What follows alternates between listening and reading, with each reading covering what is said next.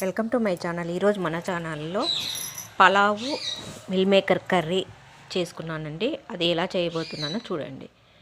ఒక కడాయి తీసుకొని నూనె వేసుకొని ఉల్లిపాయలు, టమోటాలు, హోల్ గరం మసాలా, అల్లం వెల్లుల్లి పేస్టు, పచ్చిమిరపకాయలు వేసి ఫస్ట్ వేయించుకున్నానండి. అవి కొంచెం వేగినాక ధనియాల పొడి వేసినాను. ఇవన్నీ కొంచెం బ్రౌన్ కలర్ వచ్చేంత వరకు వేయించుకున్నానండి.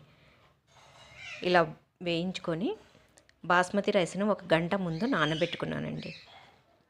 1 గ్లాసు బాస్మతి రైస్ అయితే 2 గ్లాసులు నీళ్లు పోసి నానబెట్టుకున్నానండి. ఇలా పోపు అంతా బాగా బ్రౌన్ కలర్ వేగిన తర్వాత 2 గ్లాసుల నీళ్ళను పోసి మరిగించుకున్నానండి. ఇది సింపుల్గా చేసుకునే పలావ్ అండి. ఇప్పుడు నానబెట్టిన బియ్యాన్ని ఈ మరుగుతున్న నీటిలో వేసి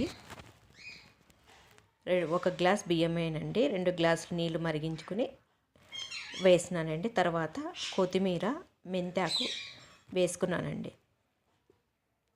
ఇది బాగా ఉడికించుకోవాలండి. రైస్ చూడండి ఇలా కొంచెం నెమ్ముగా ఉందండి. సిమ్లో పెట్టుకొని మగ్గనిచ్చుకోవాలండి పలావు. తర్వాత మిల్ మేకర్ కర్రీని మసాలా అంతా వేసి చేసుకున్నానండి. మిల్ మేకర్లు చిన్నవి తీసుకున్నానండి, నేను పెద్దవి తీసుకోలేదు. కుర్మా లాగా చేసుకున్నానండి. Chapati, pulao, meal maker curry చేసినానండి.